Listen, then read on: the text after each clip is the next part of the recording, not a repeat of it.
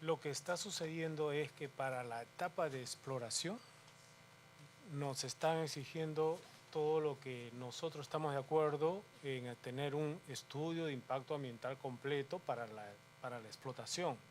Pero en la etapa de exploración como país debemos dar todas las facilidades porque aparte es el ingreso de inversión, pero además desde el punto de vista ambiental son actividades de muy corto tiempo. Entonces son actividades temporales que de no tener éxito, parte del proyecto es la reposición del medio ambiente donde se ha ejecutado esa actividad. O sea, ya está contemplada la reforestación, ya está contemplada la revegetación de todas las áreas, ya está contemplado esa parte de la inversión en caso no se tuviera éxito. Entonces, el ponerle un periodo de 2 o 3 años para poder iniciar esa inversión, estamos generando un elemento de falta de competitividad del país en la que en las inversiones lo único que hacen es buscar en qué país puedan poder ejecutarse esas inversiones en el menor plazo. Y el Perú en estos momentos, sin este día, no va a poder desarrollar inversiones rápidamente en exploración. Sí, sí, claro. Muchas gracias. Sí, bueno, soy ingeniero pesquero de profesión, soy empresario también. Eso no solamente sucede con los hidrocarburos. En pesquería para sacar un permiso son 5 años.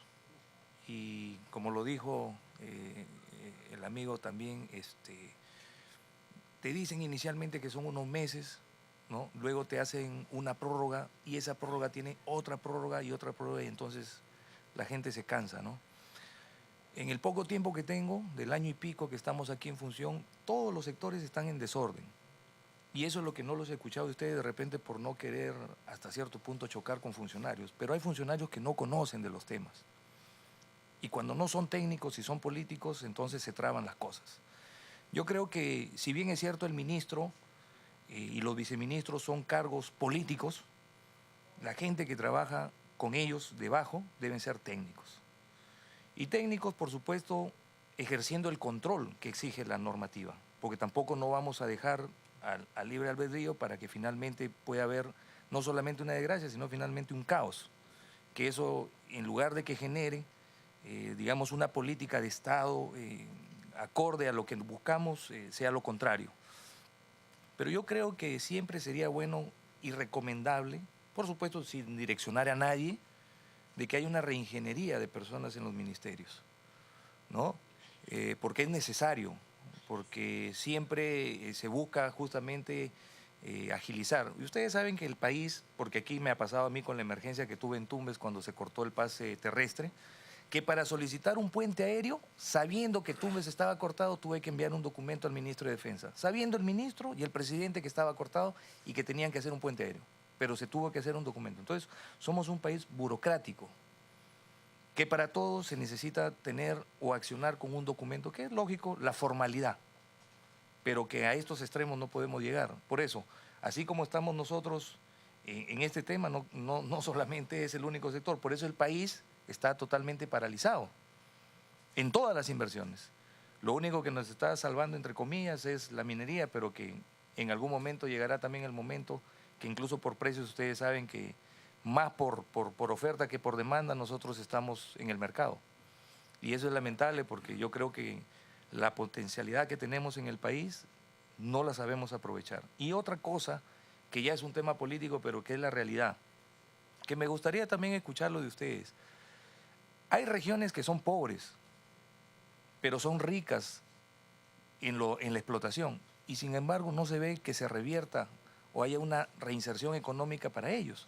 Entonces eso genera justamente lo que estamos hablando, la parte social, las protestas, genera justamente el caos y eso es lo que el Estado, como Estado debe hacerlo y el actual gobierno de turno no lo ha hecho.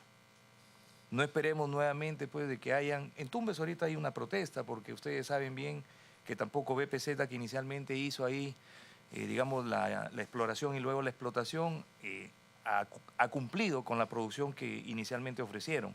Y tenemos el mismo tema del gas, ¿no? De que igual lo ventean o lo queman y que ese es un problema, porque nosotros también como región queremos ser una región saludable, con una política que lo regule y que no produzca daño finalmente, ¿no? Al ambiente y en este caso a nosotros, los tumbesinos. Pero yo creo que hay cosas que más allá de lo técnico que los he escuchado, ya ustedes deben también entrar a tallar cuando se converse con los ministros o con el Consejo mismo de Ministros, porque esto no puede paralizarse por la ineficiencia, discúlpenme el término, de algunas personas que están ahí por un puesto de trabajo de confianza, ¿no? Ese era solamente mi aporte, ¿no? Pueden continuar. Bueno, presidente, yo suscribo todo lo que ha mencionado, porque o sea, todo esto podemos sacar la mejor ley, pero si no tenemos quien aplique correctamente, esto no sirve. Entonces sí, efectivamente, se necesita asegurar que la calidad del funcionario público sea la adecuada, porque si no, de lo contrario, vamos a terminar con lo que ocurrió con la famosa DIA, ¿no? Donde la aplicación se le sacó la vuelta y al final terminó afectando inversiones. Sí, yo suscribo también 100% lo que dice y creo que hay 3 pilares que se están siguiendo. 1, la creación del viceministro de Hidrocarburos. 2, la modificación de la ley orgánica. Y 3, falta la reingeniería de Perupetro. Si Perupetro, que es nuestro socio, como es el funcionario con el que negociamos, si se aplica esto, si no se hace una reingeniería ahí, el sector no va a salir adelante. Pero estamos avanzando y agradezco mucho lo que está haciendo el Congreso. ¿Sí? Evidentemente esa es una situación tal como la señala el señor Canto Arias y usted también. Es evidente que se necesita hacer una reingeniería generalizada en el Estado, ¿no? Y esto parte por capacitaciones y también parte por un hecho muy concreto, ¿no? Que tal vez es políticamente incorrecto decirlo, pero parte por una política de salarios razonable.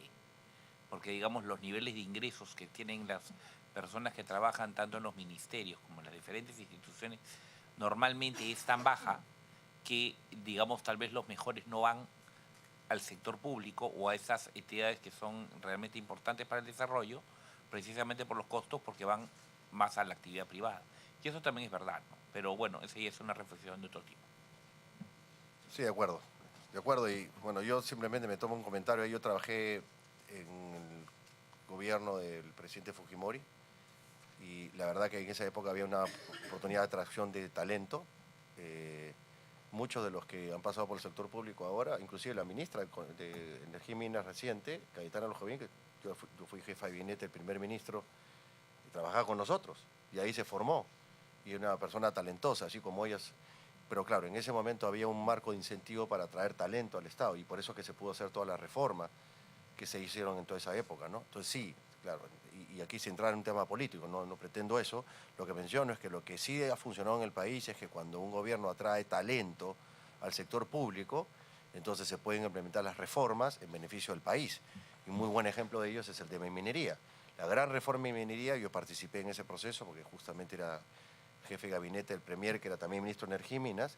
Esa reforma que vino acompañada de un proceso muy similar a este, donde hubo una consulta abierta y se enriqueció, se habló con las diferentes partes, vino luego con toda una reingeniería del ministerio, donde se creó todo un grupo de trabajo que acompañó a todos los proyectos, con gente capaz y obviamente honesta, donde en ese momento el sector público tenía gente muy talentosa, profesionales que venían del exterior, que querían venir a servir al país, y eso se hizo sobre la base de un incentivo, no solamente económico, diría yo también una propuesta de valor del Estado, de vender el Estado como un lugar atractivo para trabajar, como una oportunidad de realmente desarrollar algo retador, más allá obviamente de que muchos de los jóvenes que entramos al sector público lo hacíamos también por un tema de servir al país.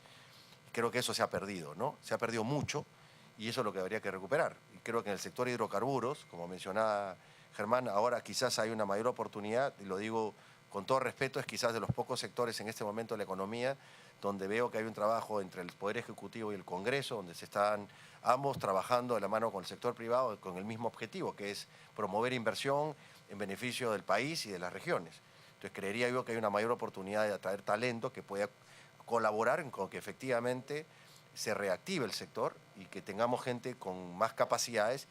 Y por el lado del sector privado, lo único que les puedo decir es que mientras más capaz sea el funcionario público, genera más confianza al sector privado. Y cuando digo más capaz, quiere decir aquel funcionario que tú no sabes que es un tipo honesto y que adicionalmente es duro negociando, para el sector privado es mucho mejor, porque sabe que ese acuerdo o decisión va a ser sostenible, va a ser respetado porque está siendo tomado por un funcionario de calidad. Cuando tenemos problemas de debilidad institucional es cuando vienen todas estas discusiones que estamos teniendo ahora. Y estas dudas de que si efectivamente cada vez detrás que hablamos de renegociar contratos, siempre tenemos la suspicacia de que va a haber algo indebido, ¿no? Que es válido por lo que estamos viviendo en el país, pero eso deberíamos darle paso más bien a una relación en la cual entre el sector público y el sector privado se construya confianza, porque en ambos lados todos los dos actúan con buena fe y con ética, ¿no? No pretendo mencionar eso, lo único que quiero rescatar es que sí, efectivamente, si es que no complementamos esto con funcionarios de calidad, la reforma podría quedar simplemente encarpetada, ¿no? Y la experiencia que hubo en el año 97 con la reforma minera, acompañada de gente de talento, es una muy buena demostración. Recordemos que en esa época el Perú no era un país minero. El año 95, 96 que sale la reforma impulsada por el gobierno, no era un país minero. El Perú tenía algunas empresas pequeñas, nadie mejor que yo para contárselo. Yo trabajaba en el sector minero y me encargaba de negociar contratos de joint venture minero con las empresas más importantes para los empresarios peruanos. Era un país chiquito en minería y se ha dado el gran salto y el día de hoy el Perú es un país minero, una potencia minera. Lo mismo puede ocurrir en hidrocarburos, tenemos ese mismo potencial. Yo creo que con todo este trabajo que se está haciendo, se está dando las bases. Si no tenemos el talento en el sector público, esto no va a ocurrir, porque entonces no va a haber confianza. Entonces sí creo que es una reforma válida, nosotros no la habíamos mapeado entre los puntos, creo que sí el tema de competencias y capacidades del sector público es un punto a incluir en las reformas. Nosotros lo vamos a incorporar como uno de los 5 puntos, o un sexto punto en la reforma de competitividad que estamos planteando. ¿Se dan cuenta que no era técnico solamente la mesa? Entonces, eso es lo que necesitamos que ustedes también lo digan. Porque cuando nosotros lo decimos, dicen, no, es un tema político, porque ellos son de una agrupación y acá el gobierno de turno tiene, o es otra agrupación. Entonces, acá lo que nosotros necesitamos es, así como lo dijo usted, es decir las cosas como son. Y otra cosa muy importante que acojo y saludo y felicito a Juan Carlos, que es el presidente de este grupo, es justamente al haberme dado la oportunidad de que este grupo haya sesionado primero en Tumbes. Porque esa es otra cosa que es muy importante. La población tiene mucho desconocimiento. Y ahí se origina la parte, como estamos hablando, social. No saben lo que es una regalía. Sin embargo, tenemos un periodismo regional que salen a hablar de regalías cuando no saben cuál es el concepto y confunden a la gente. ¿Me entienden?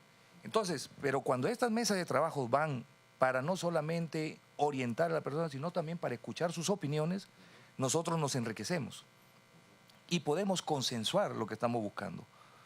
Como ya se ha dicho, hasta el año 96 o 97, Perú ni existía como país minero, ahora es una potencia. Y a eso es lo que quería llevar. El Perú es un país rico, naturalmente, en muchas cosas, y no es la excepción. Por si acaso, pónganle puntería a Tumbes con el gas. Ojalá también por ahí puedan apoyarnos. Sí. Por favor.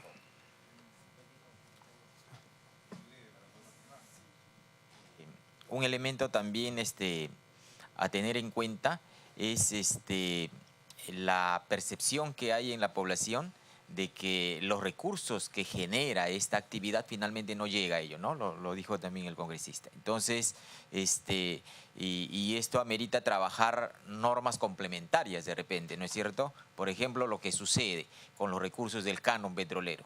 Les cuento lo que sucede en Loreto. Hay 53 gobiernos locales, un gobierno regional, 2 universidades y el Instituto de Investigaciones. Entre ellos se distribuyen todos los recursos. Pero vamos a un gobierno local, ¿no? Que entre todos los gobiernos locales reciben el 40%. Entre 53 gobiernos locales les llega un poquito a cada uno. ¿Qué hacen con estos recursos? Un puentecito, ¿no? Un pequeño sistema de pozos artesianos, que son pequeñas obritas que no duran ni 2 o 3 años. Y otra vez el Estado tiene que estar reinvirtiendo. Entonces los recursos prácticamente se licúan. Entonces, por eso es que no ven. Entonces, también es muy importante complementar todas estas normas con otros aspectos que realmente generen un proceso de desarrollo en las regiones.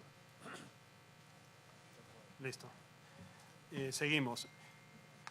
Tenemos un comentario al artículo 4 de la ley orgánica, en la que cuando otros sectores emitan normas o reglamentos relacionados con la actividad de hidrocarburos, deben de pedir opinión previa al Ministerio de Energía y Minas.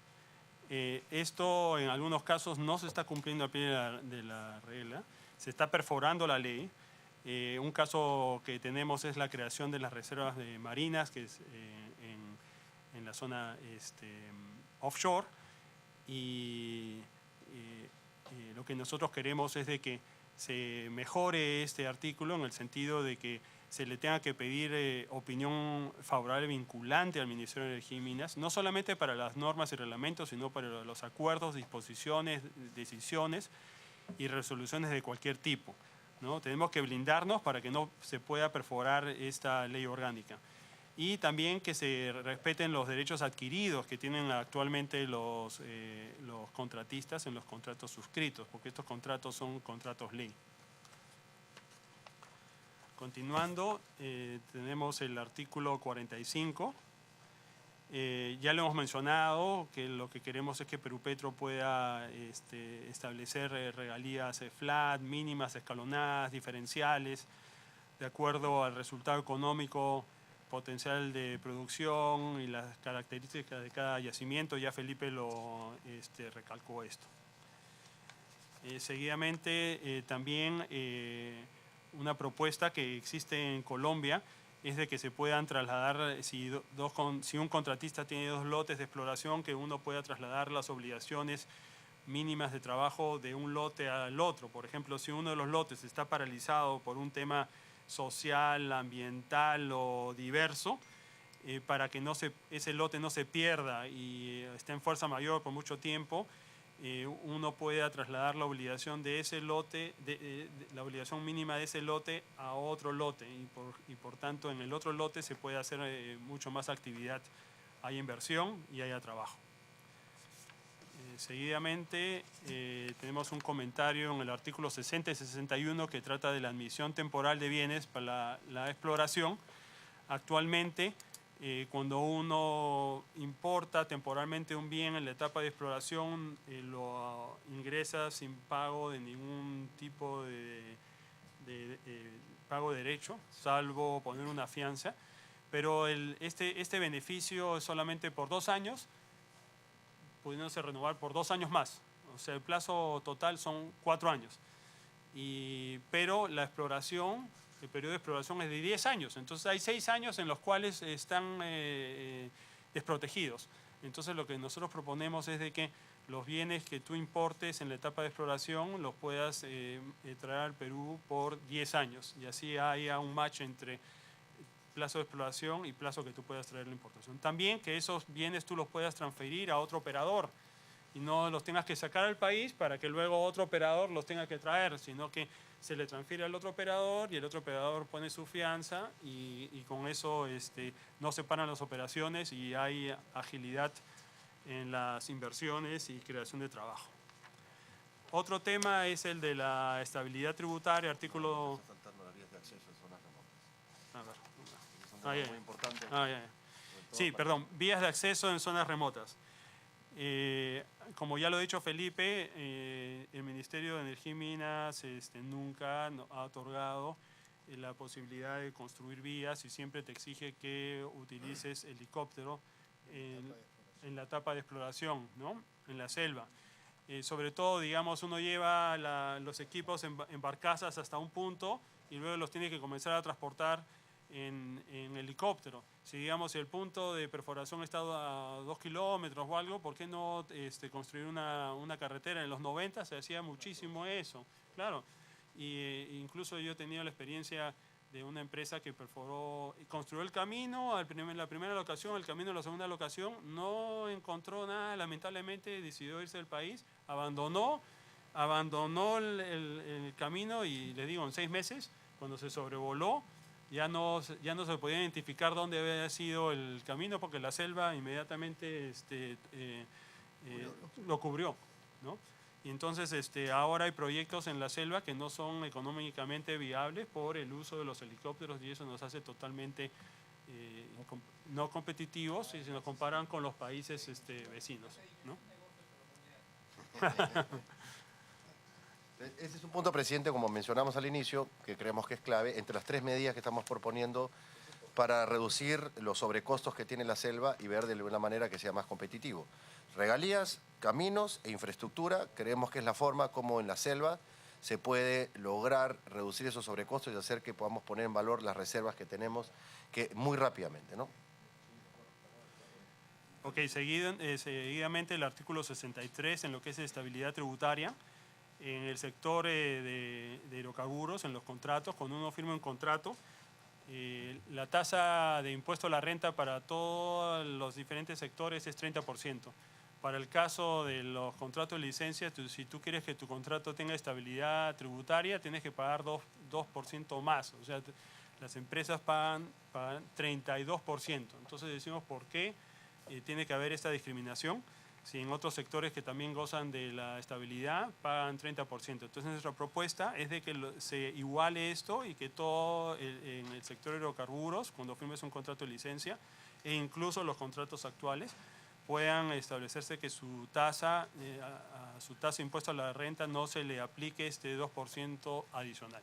¿No? No nos hace competitivos. No se está buscando un beneficio adicional, ¿no? Pero eso sí, efectivamente, no hace mucho sentido. Mientras en minería, en infraestructura, te estabilizan la tasa del impuesto a la renta vigente, aquí le tienes que aplicar 2 puntos, como un castigo por tener estabilidad. Eso es otro desincentivo frente a otras industrias, ¿no? Es eliminar una inequidad. En realidad, debería ser, quizás la propuesta concreta es eliminar el artículo tal que menciona esa aplicación de ese 2%, que no, como vuelvo a repetir, genera una inequidad y que no tiene ninguna sustento. Seguidamente, la subdivisión de contratos. Como ya hemos mencionado, esto es muy importante. Los inversionistas piensan en yacimientos, no piensan en contratos, en un bloque, ¿no? Sino piensan, yo quiero invertir en un yacimiento. Entonces, si hay un contrato y una área donde hay un descubrimiento de petróleo pesado, ligero, gas, y tú dices, en esta actividad que es ultra riesgosa, siempre los inversionistas, los contratistas están buscando otros socios para compartir los riesgos. Y ya se da en la práctica, y es usual, de que un inversionista dice, yo quiero entrar en petróleo ligero, no quiero entrar en el petróleo pesado ni en el gas que tienes acá. Entonces una posibilidad para atraer a esos inversionistas es dividir el lote de acuerdo a yacimientos. Ya se dio en la práctica y como no estaba en la ley, Perupetro en un lote que había gas y petróleo no quiso dividirlo, ¿no? Se da en otros lados, es común y creo que beneficiaría mucho a la atracción de inversionistas. En el caso de EPZ, se lo digo con un ejemplo práctico. Shell quiso entrar a ese lote. Y Shell dijo, yo no quiero gas, yo quiero petróleo, ¿no? Y entonces le dijo Perupetro, vamos a dividir el contrato en 2 y lo vamos a llevar con Shell. No quisieron. Y fue uno de los temas que hizo que Shell no entre al país. Entonces estaríamos hablando de repente de la creación de algunas figuras, ¿no? Equiparándolo al tema de minería, y minería, por ejemplo, lo subdividen en unidades o acumulación o agrupamiento.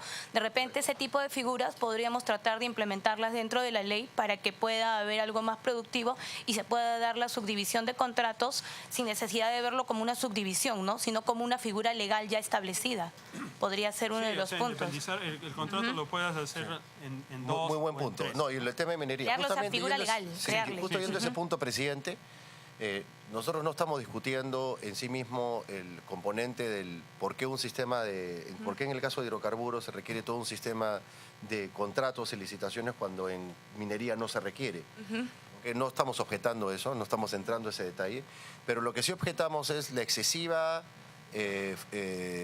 la poca flexibilidad que existe en el sector hidrocarburos, comparado con otras industrias como el sector minero, donde tienen figuras legales que las apoyan. Amplísima flexibilidad. ¿No? Nosotros discutíamos con Perupetro, presidente, por qué tiene que ser tan estricto en el tema de la categorización de los contratistas. En el sector minero lo que hizo la gran diferencia fue que vinieron todas estas empresas junior, que son principalmente empresas de inversión de riesgo, exploran, descubren y luego se lo venden a una gran empresa y aceleran todo el proceso. Aquí en el Perú queremos que quien venga a hacer las perforaciones